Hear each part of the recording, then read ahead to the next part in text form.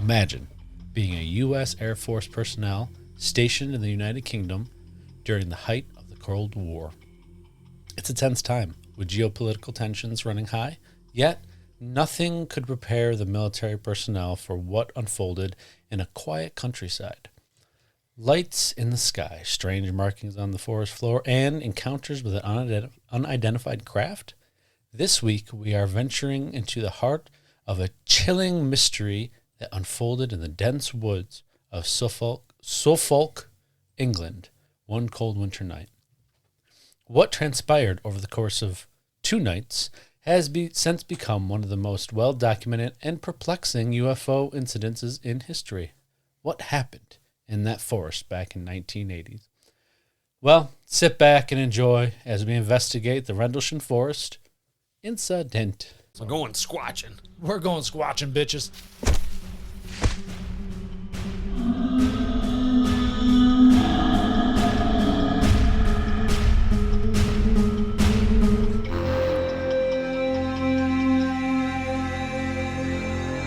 Welcome back, you beautiful people, to Don't Touch My Sasquatch podcast. We're your host. I am Josh. And I continue to be Lennon. Every day. I almost said part 1. But No part 1s. it's part 1, 2, and 3. Well, there's a little bit of 4 in there, too. So A little bit. all of it wrapped into a nice, compact hour-ish. A nice tight hour. Nice, tight hour. It's called the bewitching hour. All right, let's jump right into this son of a bitch. Like you're skinny dipping in the lake. Ooh.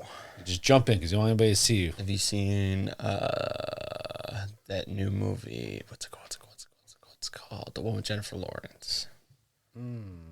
I know what you're talking about. I have not seen it. Oh, you should watch it for That's the one that's getting criticized for her being too old. I don't know. I wasn't concerned about it with what I saw.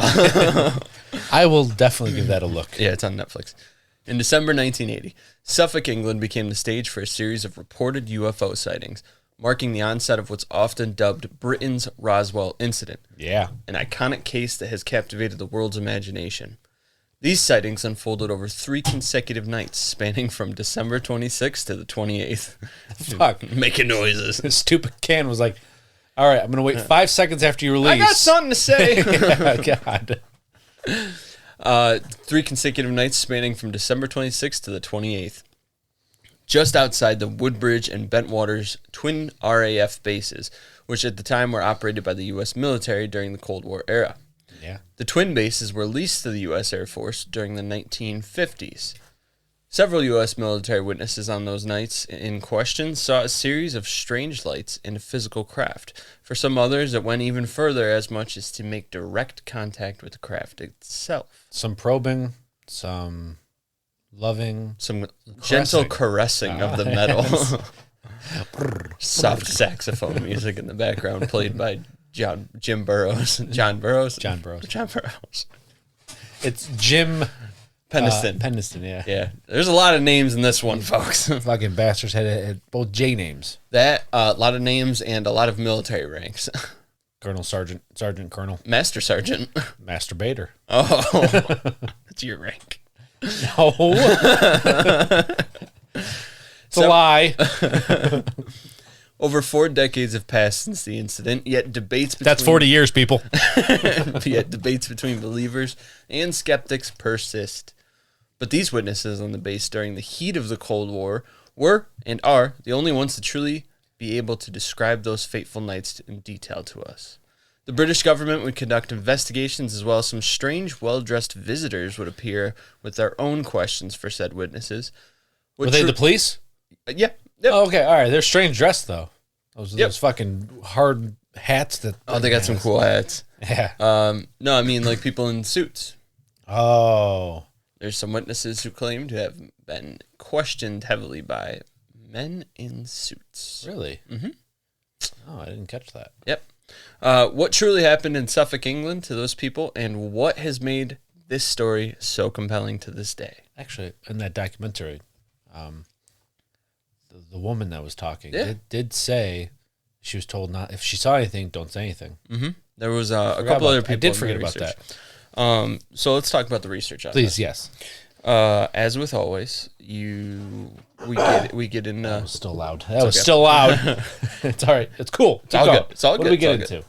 As with always, we get into multiple different sources. We sure do. And of course, multiple different reports. It's hard to build a clear picture, but as we've talked about, you see through the lines and you find the ones that can connect. Well, at least. But I tried to maintain from one or two specific resources. One of them. Mine was easy because, I just listened to the recordings. Yeah, you had recordings on yours. It's really easy. Mine was about 5 to 6 people who had different reports depending on which time they were asked. Oh. But anyway, we got between, it's called one of the most well-documented cases because... Shh. I put notifications off. I'm just going to mute it until you are ready. That sounds good. What the hell? You can get a lot of da-dung. Notifications is turned off. Important updates in drivers installation. It was some kind of weather thing over here. Oh. I consider that a goddamn notification, though, but whatever. A slight bit. Yeah. One of the most well-documented UFO cases because there is so much logistical documents and recordings and all sorts of stuff like that, as well as many different witnesses. Missing documentation? Maybe. Maybe we'll get into that. One of my parts. Great. Great, grand, wonderful.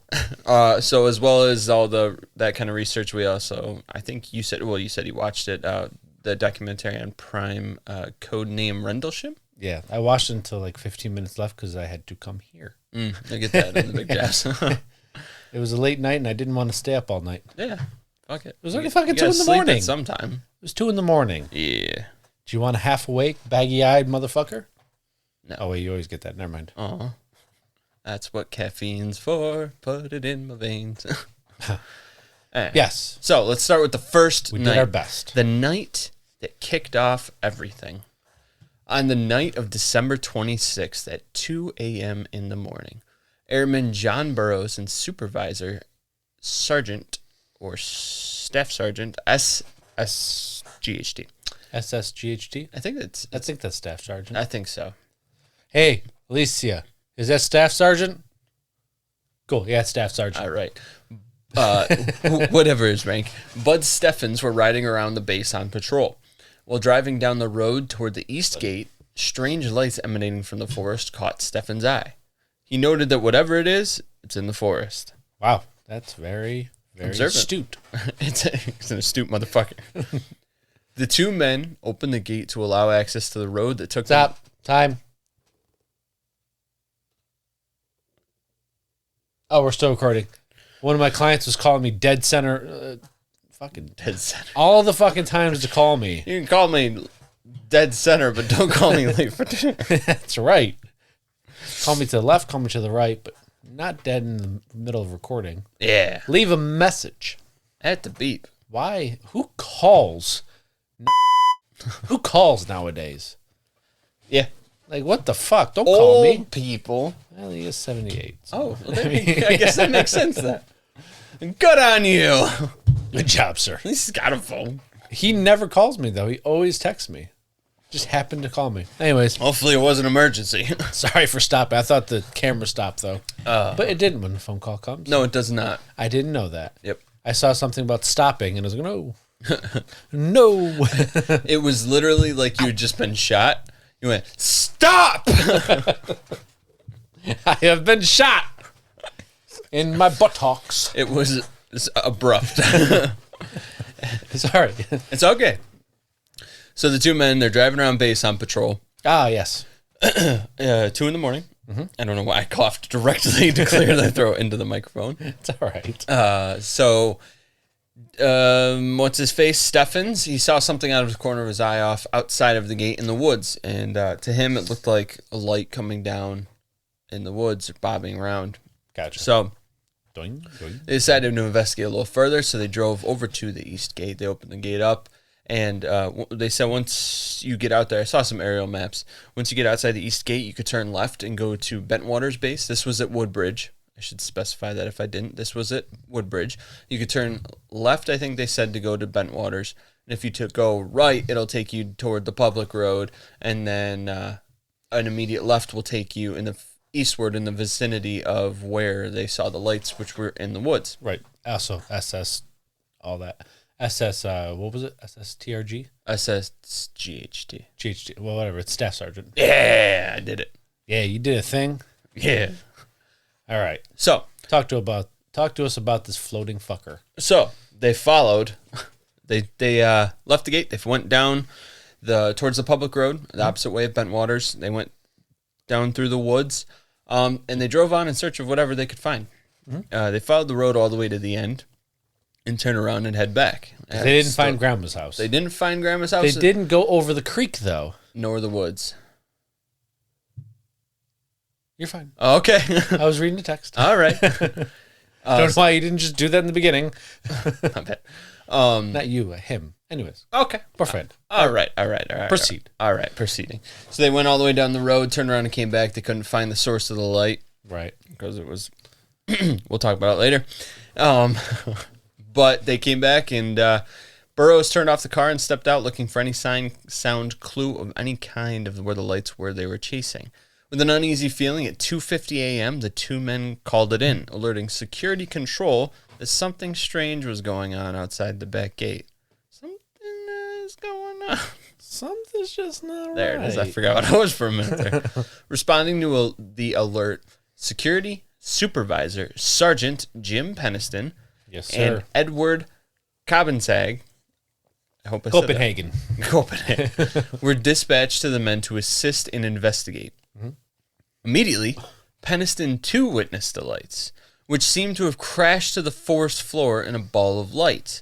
The same thing the two men had previously seen, but Peniston had a new insight. He said that the lights did not crash; they landed. Oh, From here, Burroughs, Peniston, and Cobbensag left their weapons with Steffens and proceeded on foot into the woods, searching for answers. why'd they leave their weapons?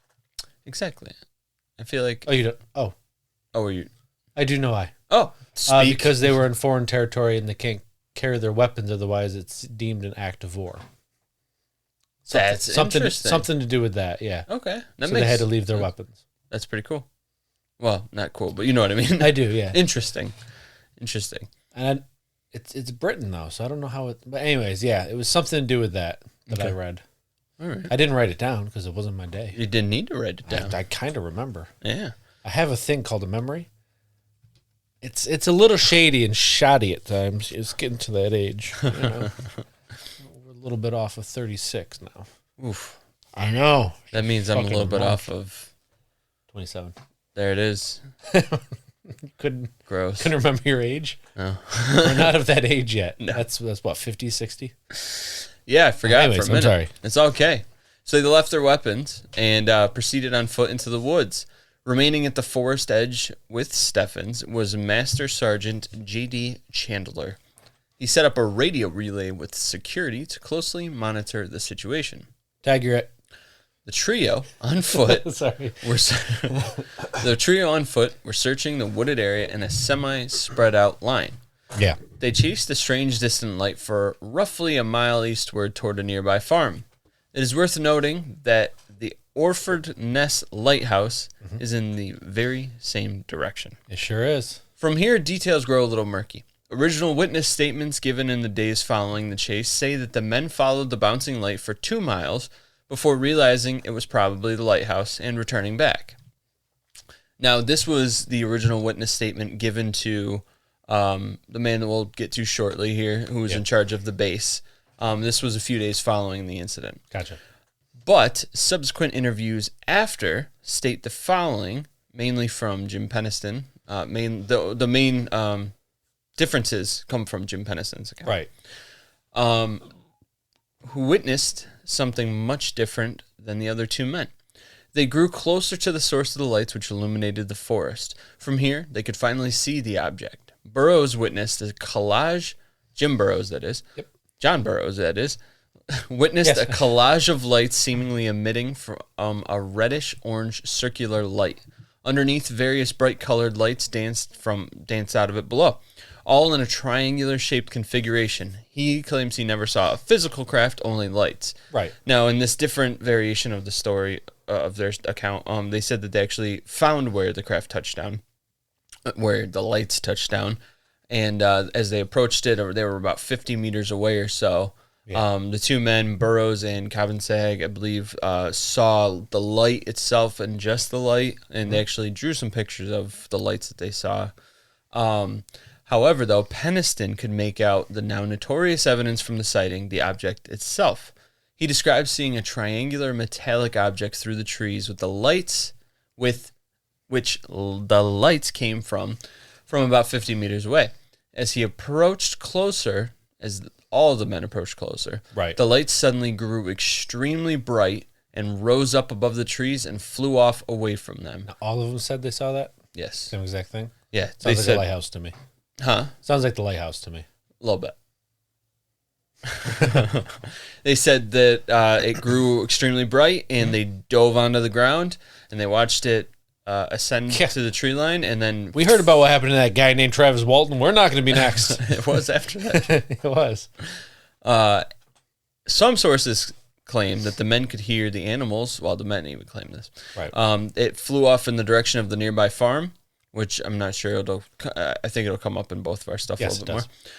It flew in the direction of nearby farm, and all of the animals on the farm started to go wild in a frenzy immediately after this. Did it illuminate the barn there too, or is it just the second night? I think it was. They were shrouded in trees and stuff. So some of the maps say that the crash site was in the woods. Others one said that it was right outside the woods in the empty farm field. Yeah, but it was between 1 mile and 2 miles away from the base. Gotcha. So after this, they decided to go back at 4 a.m. local time. No sleep for these guys. Fucking stupid. At 4 a.m., local police were called in to investigate. Fucking idiot. No, it was 4 a.m. Antarctic time. Maybe. I don't even know what time that would be. Yep. Their expert analysis and conclusion, the police that is, was that the light seen was just from the nearby Orford Nest Lighthouse a few miles away. They provided little help with investigating the incident and did not pursue it any further than logistically necessary. Yes. Oh, go ahead. Sorry, no, speak. I was going to say they also said that the landing spot were just made by the marks on the ground were made by animals. Yeah, rabbits. Yeah, rabbit. I didn't know if you were going to get that. Sorry. No, it's fine. I didn't know when we were talking about it. I was going to chime in at some point with it. Well, mine doesn't have the police come. Okay.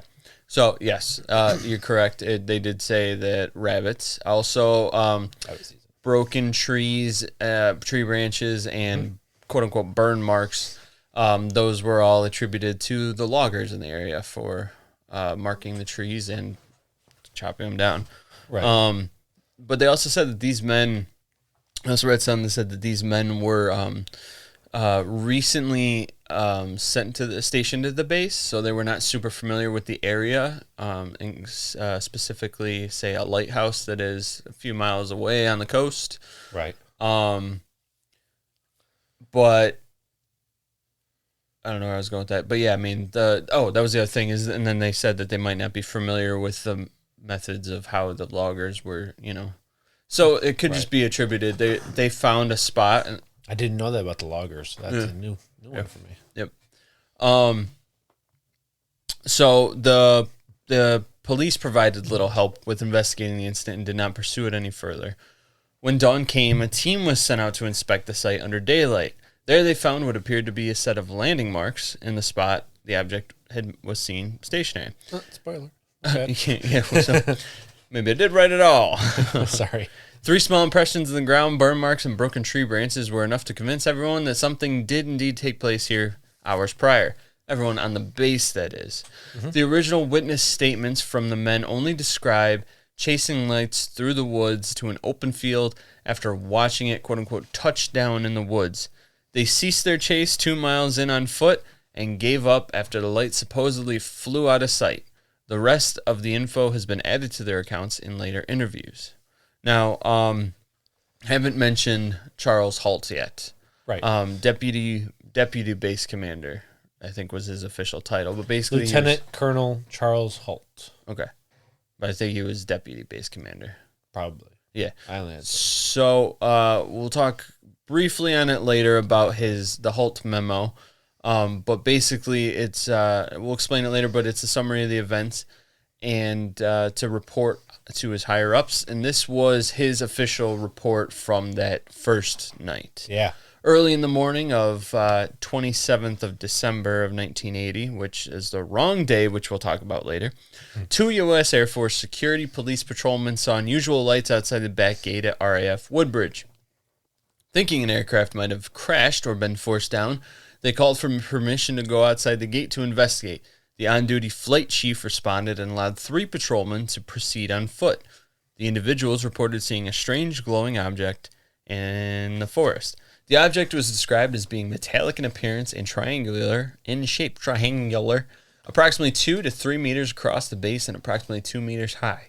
It illuminated the entire forest with a white light. The object itself had a pulsing red light on top and a bank or banks of blue lights underneath. The object was hovering or on legs and disappeared. As the patrolmen approached the object, it maneuvered through the trees and disappeared. At this time, the animals at a nearby farm went into a frenzy. The object was briefly sighted approximately an hour later near the back gate. So apparently an elephant at that farm. Apparently. So that is the Halt memo, which, again, will come up later. But that was the end of the first night. Do you want? Oh, there was a second night. Do you want to talk in the evidence area section about what significant things were happening during the same exact time at night, or do you want to talk about it now? If you want to talk about it at the evidence section. Yep, that's what I figured. Okay. Yeah. Well, as Lennon just said, that was the end of day 1. Let's go to night 3, which is actually the second night, which is very confusing. It's very confusing. Let's dive into the second night of Rendlesham Forest incident, which occurred on December 28th, 1980, not December 29th, as Colonel Holt wrote down. Wrong again. You tricky son of a bitch. And involved a group of United States Air Force personnel led by Lieutenant Colonel Charles Halt. Lieutenant Colonel Charles Halt, I salute you, sir, also recorded his observations and impressions on a microcassette recorder, which later became known as the Halt tape. We will listen to some excerpts from the Halt tape to go along with the description of what happened during night 2. Now, the group of men arrived at the crash site from the night earlier, 2 nights earlier, and brought with them a Geiger counter to measure the radiation levels at the site, a light-all, which is a portable generator with a floodlight to illuminate the area. They had some trouble with the light-all, though, and had to send someone back to get another one. In the meantime, they used the Geiger counter to scan the area and found high levels of radiation. What they said was high levels of radiation, especially near the 3 small circular depressions on the ground that formed a triangular pattern. Now, their description of those circles were kind of 3 inches deep and perfect circle. Okay. Perfect. That's a throwback. I know, I had to throw it back. We're about to get a big throwback on Patreon. But I wanted to say that just because of the whole animal causing it, perfect circle. Yeah. Just wanted to bring it up. It's a little strange. Maybe it wasn't. Who knows? These were the suspected landing marks of the UFO. They recorded some elevated radiation that they suspected was a residual effect of the UFO. Now, here's a short clip from that that tape, that recording. This may be looks like an area here, possibly. It could be a blast. It's in the center. That's hard to tell. You're going to take his fingers about to freeze. Here, too. Up to what, 7? What? Just jumped up to 7/10 there. 7/10 right there in the center? Uh-huh. We found a small blast, what looks like a blasted or scrubbed up area here. We're getting very positive readings. Let's see, is that here the center? Yes, it is. This is what we would assume would be the dead center. Just picking up more as you go along the whole area here now. Up to 7/10 or 7 units. Let's call it on the 0.5 scale.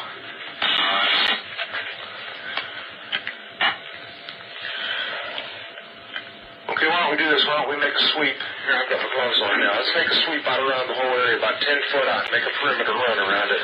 Starting right back here at the corner. Back at the same first corner where we came in. Let's go right back here. Don't let it depend upon you counting the clicks. Okay, let's start it. Then I can put the light on it and sweep around it. It was flat.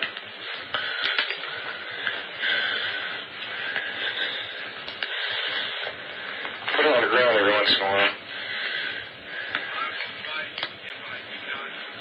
This looks like an abrasion on the chest. Okay, we'll catch that on the way back. Let's go around. Once I hit it there. And then the interest right over here, it looks like an abrasion points into the center. It is. It may be old, though. There's some scent marks or something on it. Let's go on back around.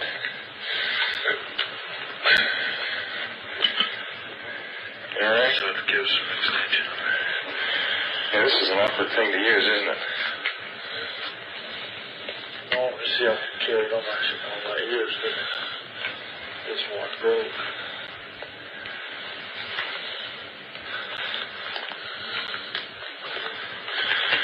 When we get anything further, I'm going to shut your quarter off till we find something. Picking up? What are we up to? We're up to 2-3 units. Deflection, you're getting in close to one pod. Picking up something. Picking up. Okay, it's still not going above 3 or 4 units. Picking up more of them, more frequent. Yes, you're staying steady up around 2 to 3 to 4 units now. Incredible. So that was the first clip. Now you heard. Oh, good. Still recording. I was worried what was going to happen there. So you heard them talking about how it was awkward. And Yeah. They were using a military grade, like what you would use in a radioactive place. Yeah, for like one of those ones explosion type. Exactly. Yeah. So, and the readings they had were actually on the lowest it can read on that meter. So it's important to know because we cover both sides here. Trying to.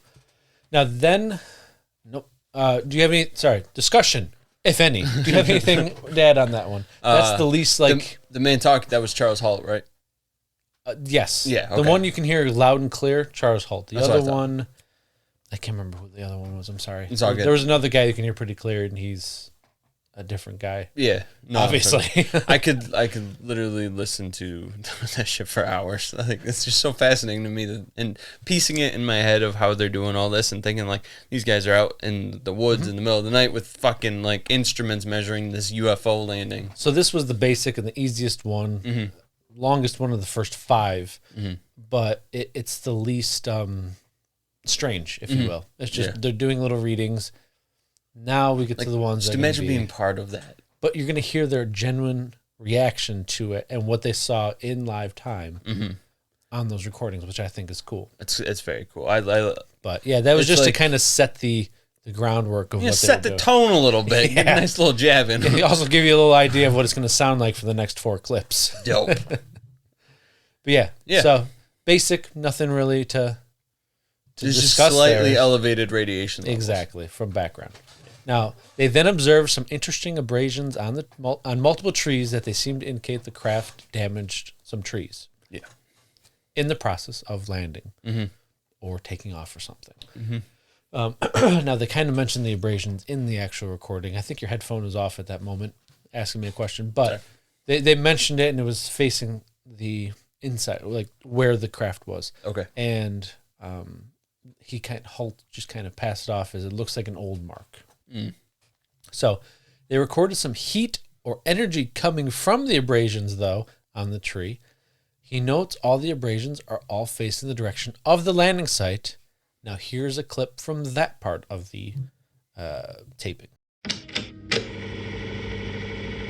the sample, you're going to mark this sample number 1. Yes. Have them cut it off and include some of that sap and all. Is between indentation 2 and 3 on a pine tree about 5 feet away, about 3.5 feet off the ground. There's a round abrasion on the tree about 3.5, 4 inches diameter. It looks like it might be old, but strange as a crystalline pine sap has come out that fast. You see those other trees here that are damaged in similar fashion? Yes, all facing in towards the center of the landing site. Okay, why don't you take a picture of that and remember your picture, and you got to be writing this down. It's going to be on the tape. Got a tape measure with you? This is the picture. Your first picture will be at the first tree, the one between Mark 2 and 3. Meantime, I'm going to look at a couple of these trees over here. There's no clicks whatsoever. No clicks at all on the back. It's all on the side facing the... Interesting. The indentations look like something twisted as it got, as it sat down on them. Looks like someone took something and sat it down and twisted it from side to side. Very strange. We're looking at the same tree we took the sample off with this, what do you call it, starscope? Star. You're getting a definite heat reflection off the tree, about 3 to 4 feet off the ground. Yes, where the spot is. Same place where the spot is. We're getting a heat. And the spot on the tree directly behind us, I picked up the same thing. The one off to your right. 3 trees in the area, immediately adjacent to the site, within 10 feet of the suspected landing site. We're picking up heat reflection off the trees.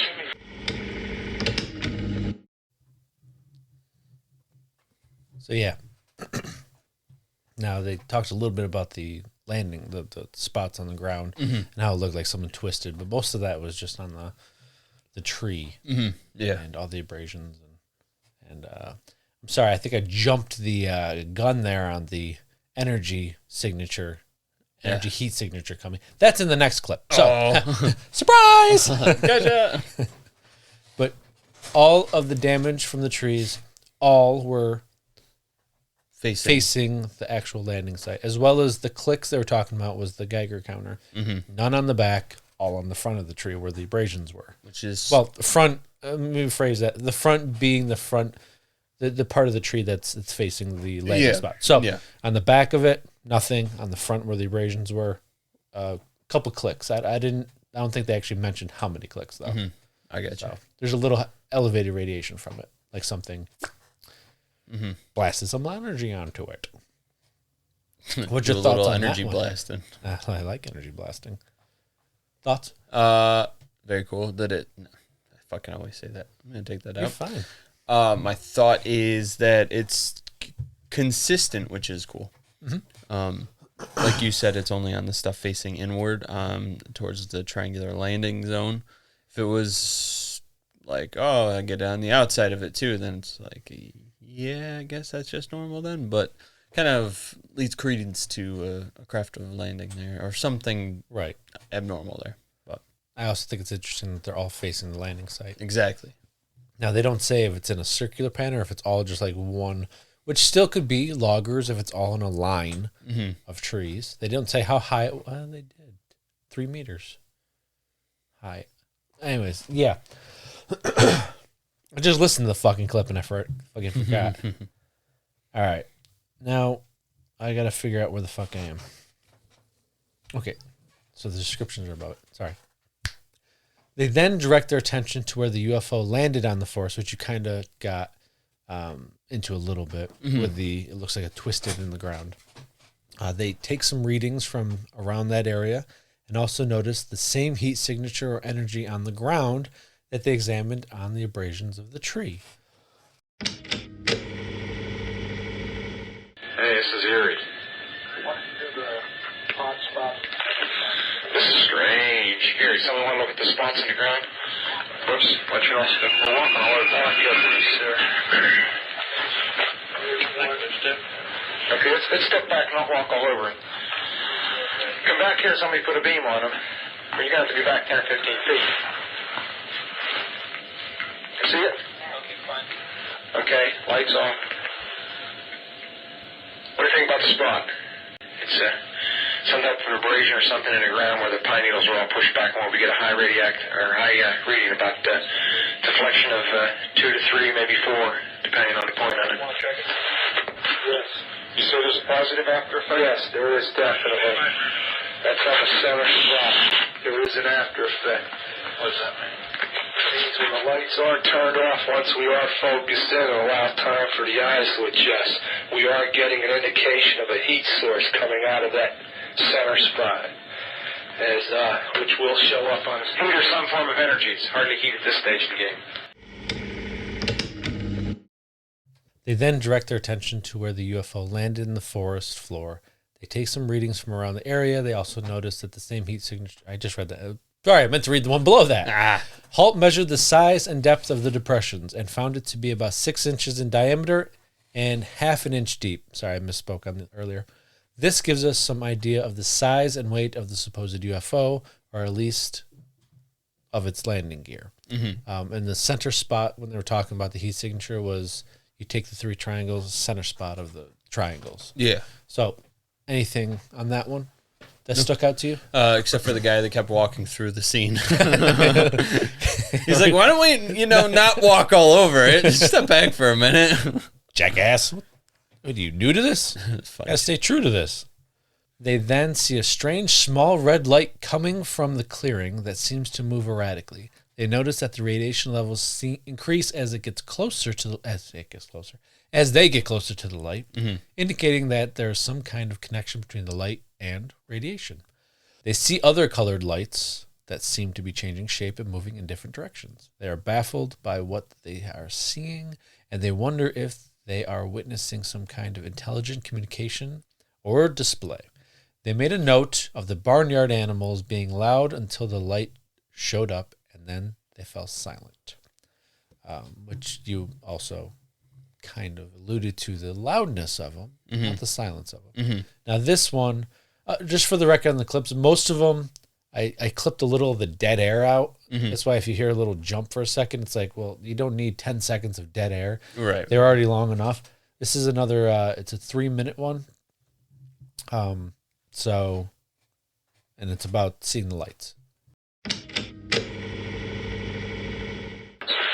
0148, we're hearing very strange sounds out of the farmer's barnyard animals. They're very, very active, making an awful lot of noise.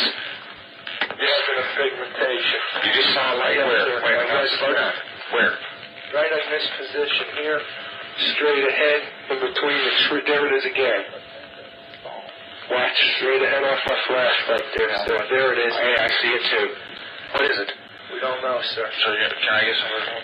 Yeah, it's a strange, small red light. It looks to be out maybe a quarter to half mile, maybe further out. I'm going to switch off it. The light is gone now. It was approximately 120 degrees from the site. Is it back again? Yes, sir. Oh, that's the flashlight set.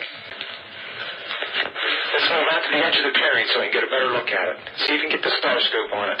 The light's still there, and all the barnyard animals have gotten quiet now. Something variable here. Tree right over. We just rode into the first night bird we've seen. We're about 150 or 200 yards from the site. Everything else is just deathly calm. There is no doubt about it. There's some type of strange flashing red light ahead. There's yellow. I saw a yellow tinge in it too. Weird. It appears to be maybe moving a little bit this way. It's brighter than it has been. Yellow. It's coming this way. It is definitely coming this way.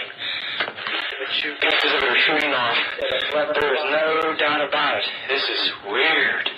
To the left. Yeah, definitely moving left. Two lights. One light to the front, okay. one light to the left. Keep the flashlights off. There's something very, very strange. Get the headset on. See if it gets any stronger. Okay. Give us a rundown. Notation that this is on a beta reading, too. It's on a beta reading? Beta Okay. shield has been removed. Okay. This is we're falling off it again. It just moved to the right. Yeah. Dropped to the right. Strange. Wait, when you get left? Let's approach to the edge of the woods up there. Can you want to do without lights? Let's do it carefully. Come on. Okay, we're looking at the thing. We're probably about 200 to 300 yards away. It looks like an eye winking at you. It's still moving from side to side. And when you put the star scope on it, it sort of has a hollow stare, a dark stare. It's like the pupil of an eye looking at you and winking. And the flash is so bright through the star scope that it almost burns your eye. Past the farmer's house and across in the next field, now we have multiple sightings of up to 5 lights with a similar shape and all, but they seem to be steady now rather than a pulsating or glow with a red flash. We just crossed the creek, and we're getting what kind of readings now. Getting through 3 good clicks on the meter, and we're seeing strange lights in the sky. First off, I think we had some radiation readings on our recording there. I don't know what happened. That wasn't Intentional. Wow, that also wasn't there yesterday when I was listening to this. It's weird. I'm putting it together. Anyways, Can I tell you Analyze. another strange noise that they heard while this was all happening? strange.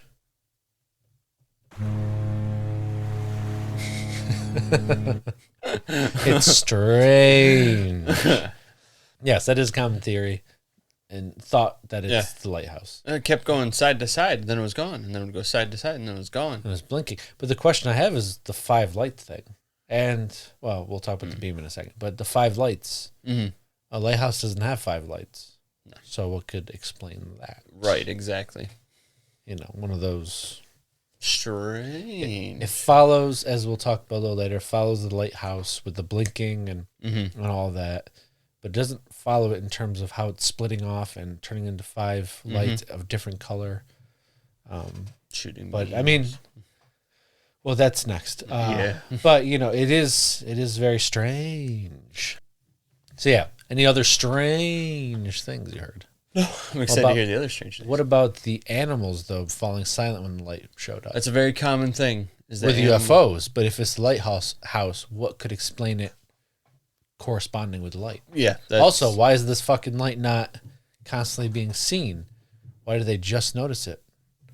They weren't moving away from the actual scene until they saw the light. Yeah. Then they were moving away. Yeah. Does You're right. that make sense? Yeah. Just things trying to play strange. both sides. That's Yeah, all. yeah. It's not strange. It's strange. This is strange. He's a good guy. Yeah, sorry. Just can't get his dates right. So Halt and his men see a bright object, like an eye, blinking at them, that appears to wink at them. If I just read the note, it would be cool.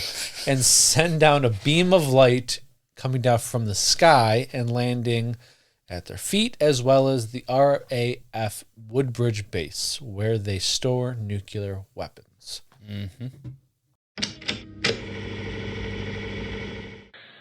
Okay, here he comes from the south. He's coming toward us now. Now we're observing what appears to be a beam coming down to the ground. This is unreal. 330, and the objects are still in the sky, although the one to the south looks like it's losing a little bit of altitude. We're turning around and heading back toward the base. The object to the south is still beaming down lights to the ground. 0400 hours, one object still hovering over Woodbridge base at about 5 to 10 degrees off the horizon, still moving erratic and similar lights and beaming down as earlier.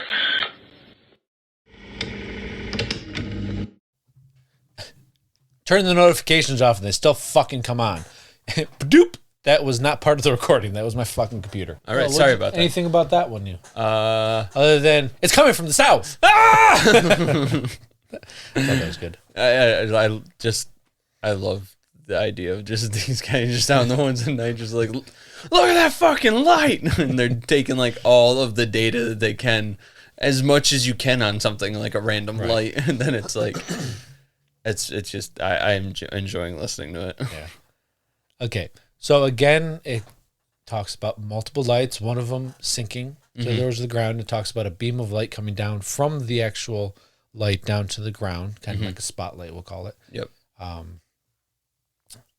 Thoughts on all that, as well as where it hit? Obviously, hit the base. It hit That's not a lighthouse.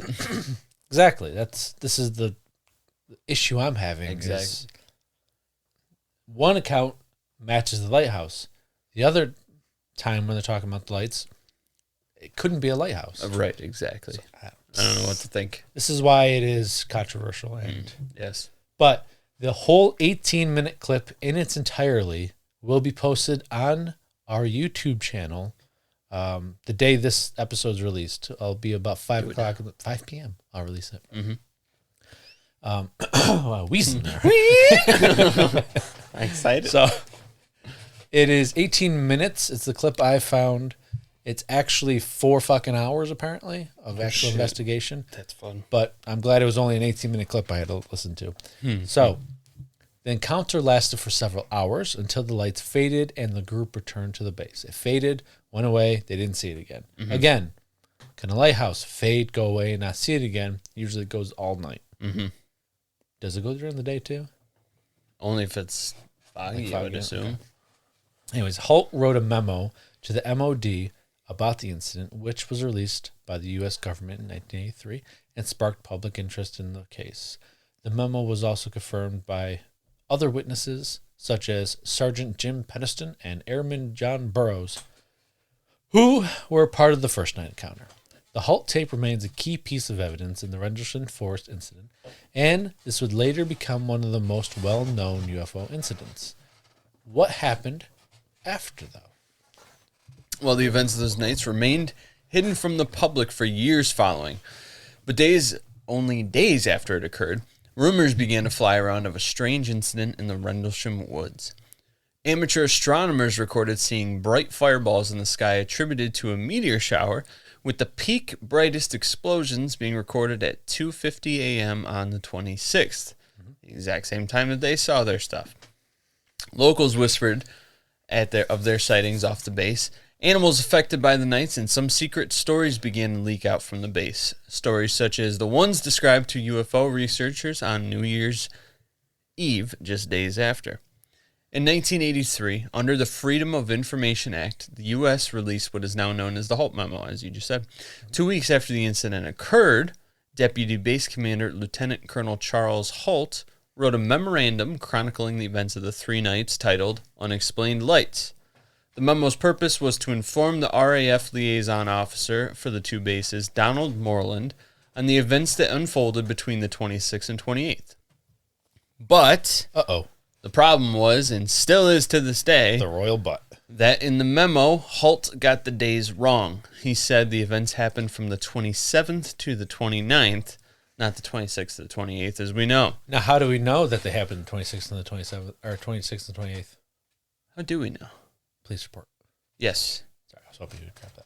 It wasn't supposed to be a trick question. Okay, it was a trick I'm sorry about that. I took it as a trick question. I'm sorry. Yeah, the police report. It was for the 26th. Exactly. Yeah. My fault. I'm sorry. Well, don't I look like an idiot? He's like, yeah. The police report. Yep. Well, anyway, this led investigators to initially begin searching radar records, eyewitness counts, and so on under the wrong days. The other problem with the memo is that it was written 2 weeks after the events. It was simply meant to inform, not to alert. Yeah, he looked really worried that UFO was landing, though, didn't he? He's like, we want you to stay on vacation. Don't worry about it. Don't worry about it. Right, the guy that he was writing to. Yeah. Yeah. I fucked you up again. Sorry. It's okay. He did sound a little concerned in the tapes, though. Or a little bit like, oh, this is fucking weird. But yeah, Doesn't mean something didn't come at him right after saying, don't fucking disclose or something. Right, You exactly. never know. Yeah. To elaborate, it seemed more of a courtesy. Hey, by the way, this happened. Thought you should know. The Ministry of Defense, as well as skeptics to this day, feel that had there been a real emergency situation, thought to be a threat, Halt would have sounded the alarm and scrambled some fighters, none of which happened. The inconsistency of dates, as well as the lack of follow-up by any overseeing jurisdiction, points many in the direction of a cover-up. But could the boring logistics and paperwork be the real key to why this incident did not get taken more seriously? The release of the Halt memo broke the story to the world, where it spread like wildfire in a News of the World front page headline story entitled UFO lands in Suffolk and that's official. They're here. Yeah. They're Yeah. From here on, the incident would reach a level of fame on par with Roswell, sparking countless documentaries, books, investigations, podcast episodes for years to come. With the fame, too, came the questions. The public began pressuring the Ministry of Defense to give their info and answers, and in 2001, the Ministry of Defense's file on the Rendlesham incident was released to the public. And given its size, it led many to believe that a substantial amount of information had been collected by the ministry and withheld for decades. But when examined in depth, it was revealed that the bulk of the file consisted of internal communications, public inquiries, and internal inquiries to cross-examine, fact-check, and everything in between. Right. This bolstered the original sentiment expressed by the Ministry of Defense on the matter. Damn it, Lennon, we've been swindled. We have been. It's insignificant and not to be taken seriously. There is or was no threat. It was also determined by the Ministry of Defense that, as per Halt's own words, the matter needed no further investigation, as a piloted craft touching down seemed very unlikely given the evidence his own investigation found at the scene. But to this day, the truth about what happened in the woods that night remains shrouded in mystery and continues to divide skeptics and believers. It does, and as in almost every case, you have two sides of the coin to look at. Mm-hmm. The evidence supporting, as well as the evidence against, or the logical explanation, as we've already kind of touched on for the events. Yeah. So let's take a look at both of these sides. Let's do it, shall we? So, in favor, heary. Putting.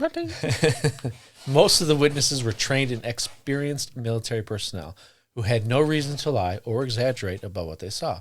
They reported seeing similar features, such as a triangle or diamond-shaped object with red, blue, and white lights, and strange symbols on its surface. Mm-hmm. They also described similar effects, such as feeling heat, static, tingling sensations, or having difficulty communicating or using their equipment. They would be able to tell the difference between a lighthouse and intelligent lights moving around, you would hope. You would hope. Especially with the multiple lights, though, too. Again, Yeah. I want to bring that up. Mm-hmm. We'll get into final thoughts. I'll talk about everything. The radiation readings taken by Halt's teams were higher than normal background levels and indicated a nuclear reaction or a powerful energy source. Let me rephrase that. And may indicate a nuclear reaction or a powerful energy source. The landing marks found in the forest were consistent with a heavy craft, supposedly, and showed signs of scorching and compression. The plaster casts taken of the marks were not lost or destroyed, but were confiscated by authorities. Mm-hmm.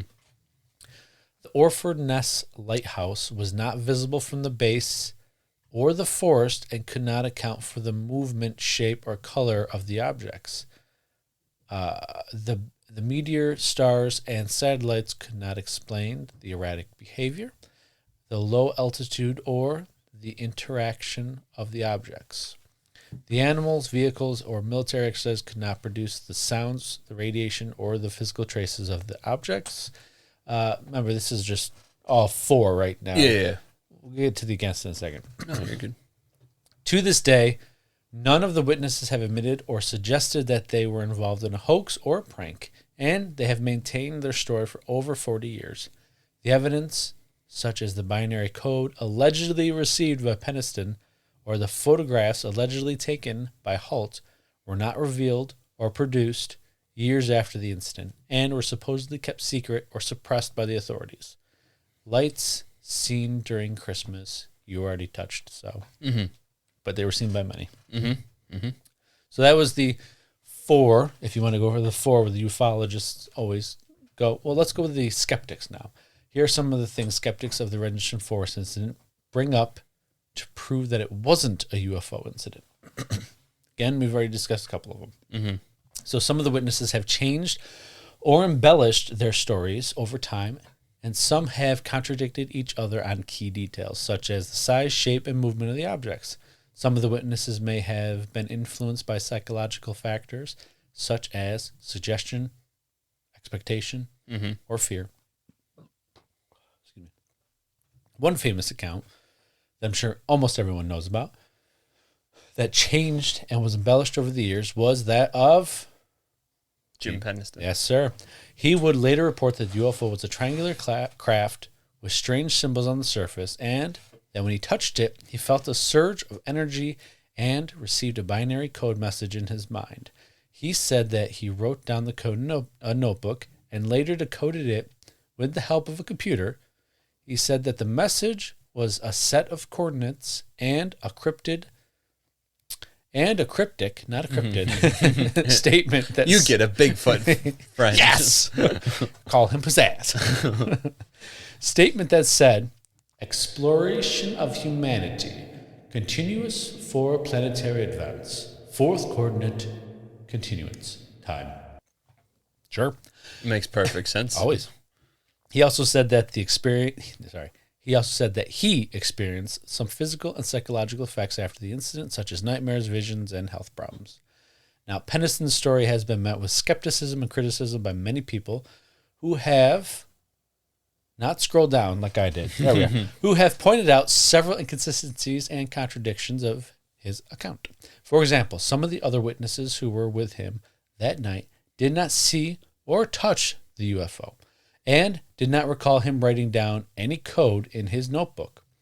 Some of the symbols that he drew from the UFO were similar to those of an ancient Celtic art, which he may have seen before. You don't know. Could have. Possibly. Could have been. Maybe. The binary code that he decoded was not consistent with any known encoding scheme, and the coordinates that he obtained were not accurate or meaningful.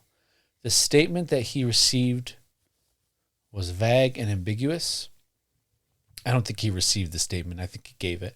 Ambiguous and could have been influenced by his own beliefs or expectations. And some of the effects afterwards that he reported could have been caused by stress, trauma, or other various factors of him being, vision problems, nightmares, health, blah, blah, blah. Mm-hmm. So there's one case of not mistaken identity, but, changing stories, embellishing. Mm-hmm. Now, the radiation readings taken by the Halt team were not significantly higher than normal background levels and could have been caused by a natural source such as radon gas, if there's any in the area, of course. The landing marks found in the forest were not consistent with a heavy craft as they were only a half-inch deep. And if it was a heavy craft, you would think it would compress a little more. Mm-hmm. Don't know. Never flew a heavy craft before. Yeah, me either. And could have been made by animals or forestry workers. Like a rabbit. Like a rabbit or a lumberjack. I'm a lumberjack! No, the rabbit is the forestry worker. He's both. He has his flannel on and he's taking down trees. Just carrying a big old axe. I'm gonna AI art that motherfucker in plaid. Lumberjack rabbit. The plaster casts taken of the marks were lost or destroyed. His name is Jack. Lumberjack. Jack the lumberjack rabbit. Jack rabbit. Oh. So, some of the witnesses have admitted or suggested that they were involved in a hoax or prank, either to fool their colleagues or to test their reaction. Now, this one contradicts the other one. Mm-hmm. Like, was there or was not? I couldn't find any accounts, but the skeptics say there are. Yep. Some of the evidence, such as the binary code allegedly received by Peniston or the photograph allegedly taken by Halt, were revealed or produced years after the incident and could have been fabricated or manipulated. Mm-hmm. Like Lennon's balls. Some of the lights seen in the forest. Where did that come from? What the hell did I do? Motherfucker. Some of the lights seen in the forest could have been caused by the Orford Ness Lighthouse, which was visible from the base and the forest. Mm-hmm. And again, was it visible from the forest or not? It has it both ways. You have skeptics saying it was. Mm-hmm. You have non-skeptics saying it wasn't. I need to go there and find out, I guess. All right, we're taking an England trip. Even though the forest is completely different now. It is. It's overgrown. Because Because this was a recently planted 3 or 4 years earlier forest. So some of the objects seen in the sky could have been caused by meteors, stars, or satellites. Some of the noises heard in the forest could have been caused by animals, vehicles, or military exercises. Mm-hmm. So you just have people combating each other on the same... so controversial. But it's the same, points, but one side says this, the other side says that. So that is for and against. Lennon, you said you had something for the against? I did. I think most of it, we'll talk about it in final thoughts. Oh, okay, you didn't have anything for the against. I'm sorry. Okay. No, it was the meteor stuff earlier. Oh, okay. There was also right. a Russian satellite. Sputnik. It finally came down. No, it was the so part of it that goes back into re-entry after it's a thruster or booster or whatever falls off. Can't remember which part of it, but confirmed that night at the same time there was Which night though? There's 2. 26th. Okay. There This doesn't count for the 28th then. All right. No, there was the piece of it fell to Earth and crashed in the eastern in the channel next to England there, in the Yes. same direction and area that they saw in the same time. So there was that. Yes. It doesn't still explain the multiple lights on. No, it Second doesn't. day. It does not explain it- everything. We're going to take a second, is what I'm trying to say. Okay. We're going to listen to a testimony in the Citizens Hearing on UFO Disclosure. This is Nick Pope. It is a 6-minute little, whatever the hell it's called. I wanted to add it so that you heard. The beginning is basically just overview of what the fuck we talked about. I probably could have cut it, but I wanted to keep it in its entirety so that everybody heard everything. So stick with it. Stick with it. We'll give it a shot. Thank you, Madam Chair, fellow committee members. My name is Nick Pope, formerly of the British Ministry of Defence. I had responsibility for the UFO issue from 1991 to 1994, and with your permission, I'm just going to read a brief statement onto the record. The United Kingdom's best known and most compelling UFO incident is a series of sightings that occurred in December 1980 and are collectively known as either the Rendlesham Forest incident or the Bentwaters incident. The sightings took place near the twin military bases of Bentwaters and Woodbridge. These were bases in the United Kingdom operated by the United States Air Force. There were several dozen military witnesses, the most senior of whom was the Deputy Base Commander, Lieutenant Colonel Charles Halt. I'll give a brief summary of events as I see them before focusing on aspects of the case on which I have more direct knowledge. On December 26, 1980, two members of the United States Air Force, my colleagues John Burroughs and Jim Peniston here, who had been sent to investigate a suspected crashed civilian aircraft, encountered an unknown craft which had apparently landed in a small clearing. One of them got close enough to see strange hieroglyphic symbols on the side and indeed to touch it. The craft rose slowly above the trees and then accelerated away at great speed. A subsequent analysis of the landing site showed indentations in the ground, scorch marks on the sides of the trees, and radiation levels which the Ministry of Defence's Defence Intelligence staff assessed as being significantly higher than the average background. And the committee will have a small pack of papers, including that Defence Intelligence staff assessment. The UFO was briefly tracked on military radar. 2 nights later, the UFO returned and fired light beams at the Deputy Base Commander and a small team of men who had gone to investigate. It later fired light beams at a particularly sensitive area of the military base. Though these events happened many years before I joined the Ministry of Defence, it was a case that was raised with me on numerous occasions during my time working on MOD's UFO project between 1991 and 1994. It was certainly the case on which I received most inquiries from UK parliamentarians, from the media, and indeed from the public. So as to be able to better respond to these questions, I not only read all the relevant papers on the case, but also launched a retrospective review of the incident, something akin to what the police would call a cold case review. Subsequent to this, I've met in a private capacity most of the witnesses to this incident. Investigations by the United Kingdom were inconclusive. I do not know the results of the US investigations because, as the MOD documents released under the UK's Freedom of Information Act show, some evidence was removed by the US authorities without informing the British government. Specifically, the MOD case file reveals, and the committee members will have this document too, that shortly after the incident, General Gabriel visited the twin bases of Bentwaters and Woodbridge, was briefed on the incident, and took various items relating to the investigation back to his headquarters in Ramstein, Germany. At the time, General Gabriel held the post of Commander-in-Chief, United States Air Force in Europe. The MOD document concerned, though carefully worded, leaves little doubt that the UK authorities were less than pleased with evidence being removed in this way, with the MOD not being informed at the time, and not, so far as I'm aware, being briefed subsequently on the conclusions of whatever United States Air Force and or Department of Defense investigation followed General Gabriel's visit. My cold case review showed that General Gabriel's removal of the evidence was one of a number of factors that adversely affected the contemporaneous investigation.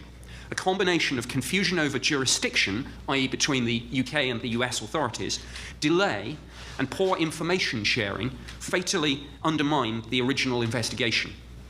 Part of the problem was that the US investigation was in of itself a direct contradiction of the US government's public line on UFOs, namely that the subject is of no official interest and that no official investigations took place after the termination of the USAF's investigative program, Project Bluebook, at the end of 1969.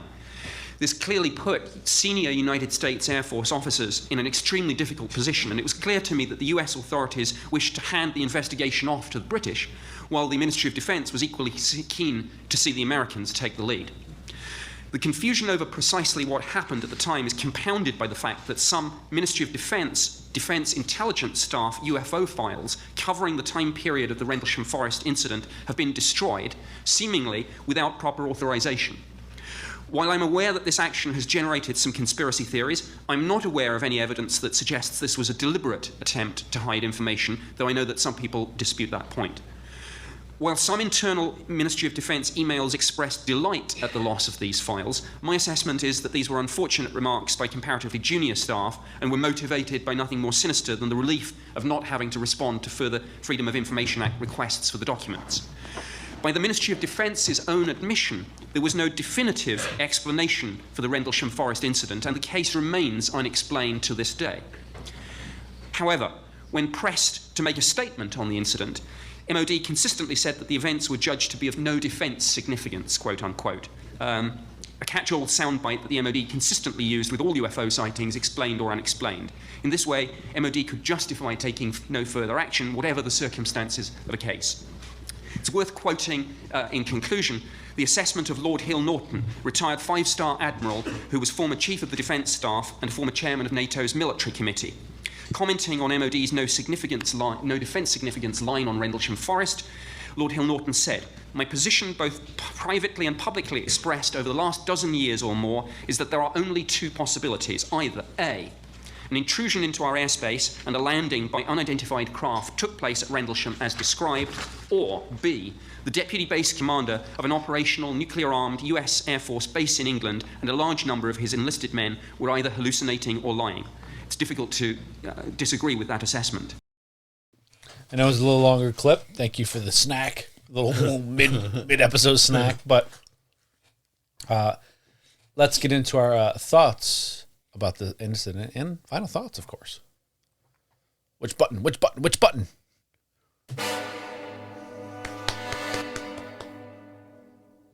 Why isn't it playing? It was playing. Why is my my stuff is all messed up because I can't hear it?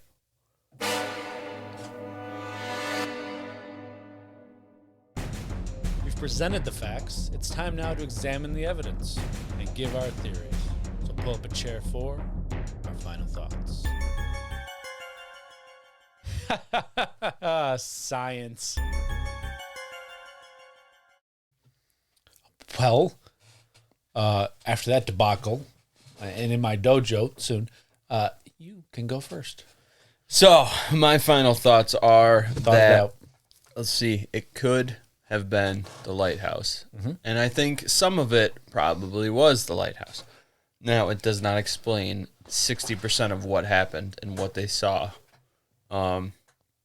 I think that it's so controversial because you have the points that the skeptics make and the points that the believers make. Both make sense. Both make sense. And I think that's because both of it's at play here. I think there was some mysterious, unexplained stuff happening, as well as some rational, explainable things. And they just got jumbled together in the middle of the night in the woods. So I think because of the blending of it, it has made it difficult to weed through which is which. It's murky. So with that being said, I believe that both sides. I think that some stuff did happen and other stuff could have just gotten lumped into the unexplained, because of the heat of the moment of what the fuck is happening? Strange. Strange. But yeah, so that's my final thought. I'm going to get a soundbite of him just saying strange. Beautiful. So I have kind of a similar thing. Mm-hmm. I think the blinking of every 5 seconds, a lighthouse blinks every 5 seconds or so. And if you match the video of the... I saw you counting. Yeah. It did line up. If you match, there's a video of that lighthouse. Yeah. With the audio of him saying, "Oh, there's a light. Oh, it's gone. Oh, there's a light." It matches. Mm-hmm. Every time he says there's a light, it comes around. Yeah. That was also in the documentary Codename Rendlesham, where they showed the lighthouse and him doing that, and it was perfect timing every 5 seconds. It was visible for the video I saw, which I just fucking said. It also, the one they showed, had a red tint to it, which also correlates with it's kind of red. He marked the direction on a compass, and it was basically the same direction. Not basically. It was in the same direction. Yeah. 10 degrees off, I guess. And it was also in the same direction as the farm. So if the light all of a sudden took off and flew towards the farm, makes sense. Yes. Now, what it doesn't explain are the lights changing colors from red and white to yellow, green, blue. It doesn't explain splitting off or coming closer.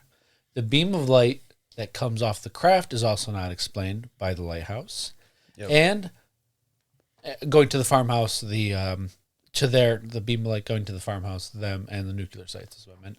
And the moving of the, not left to right, but up and down all over and splitting off into different lights, which I might have said, but doesn't explain by the lighthouse. But on day one, that could have been explained by the meteorites and the Russian Space Center. Now, I have no explanation for this day two, though. If that was just one day, they saw multiple lights, and day two was just the blinking light from the lighthouse. I would totally wipe this whole case off of, in my opinion, it would be false and just a misidentification. But with what happened night two, being so similar to night one, minus the craft landing, my mouth clicked, sorry. Venison's got me. I mean, the deer venison. The deer venison. I meant to say the accident venison. He's coming back to get us. So what I'm trying to say is blinking light, lighthouse. First night, multiple. Could definitely be satellites breaking up or a meteor shower. The landing of the craft, that's an eyewitness account, but there was marks in the ground. And conflicting reports. Yes, you have the abrasions on the tree that kind of go with higher level of radiation all facing that. Which could also contribute to a spaceship landing. Literally every detail in here. It's like... Either or. Yeah, it's fucking weird. I would love to say that I 100% believe it. Me too. Or that I 100% don't believe it. But unfortunately, I can't. Exactly. That's exactly where I'm at. My final thoughts are that I think it's a mix of the lighthouse, the meteor shower / Russian space satellite or whatever it was. Whatever. Some kind of on space night thing. one, and the unexplainable. Because again, if it's just a lighthouse, why is the fucking animals going silent and going crazy and all that stuff? The animals wouldn't give a shit about a lighthouse because they see it all the time. There also wouldn't be a beam of light and everything. So, son of a bitch. It's a mystery. I can't give you either way. It's a mystery. But, the Rendlesham Forest UFO incident will remain one of the most famous and controversial UFO cases out there, as we've discussed and have kind of examined.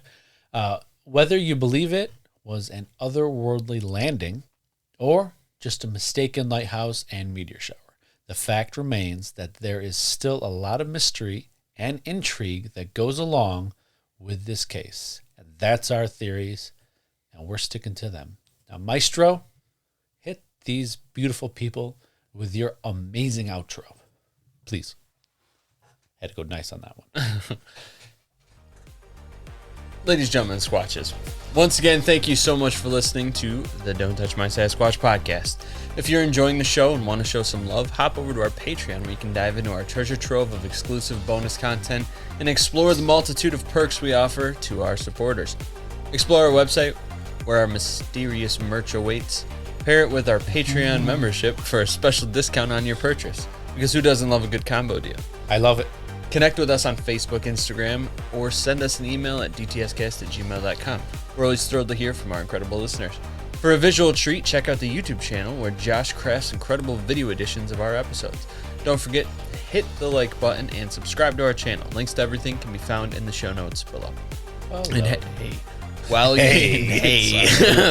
And hey, while you're listening, why not drop us a stellar 5-star rating? Your support fuels our growth, ensuring even more fantastic content for your ears. Thank you for being part of our mysterious entity union.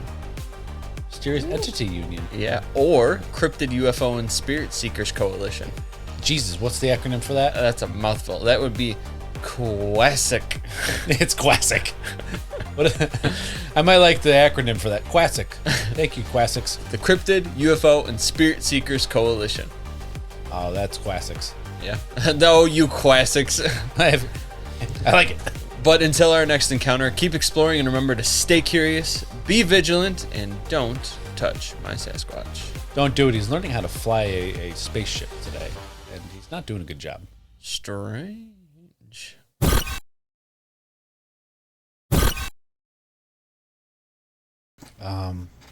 Itsy bitsy spider went up the water spout.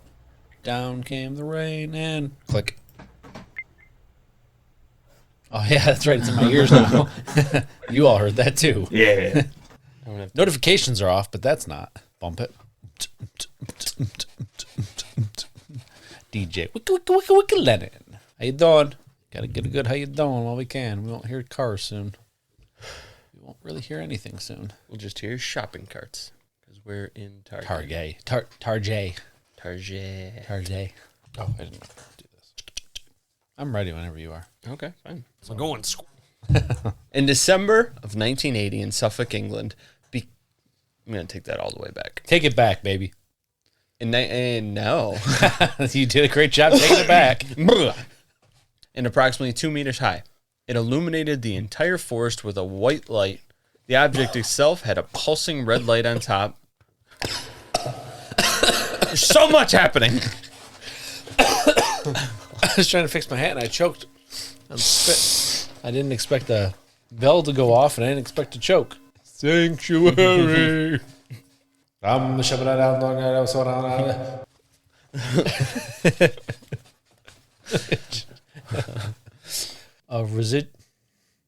I wrote it right. Let me just read it. I'm going to take 3 on that. Another clip. Sorry. Okay. I had nothing to add there. Idiot. Hold on. So. I don't. What? My mic's not working. I hear you just fine. And my headphone's not working. Did you hit something over there? Hello? That was weird. It's the exact same time. And hey, while you're listening, while you're enjoying, why did I fucking? I like it so far. Hey, we're gonna turn off your phone in 3, 2, bubblegum. Bubblegum. And how about the old? What's this thing called? Skiddly bebop, skiddly bee, skiddly bebop. I gotta pee. Why did you start recording? Off the scarf. Snarf.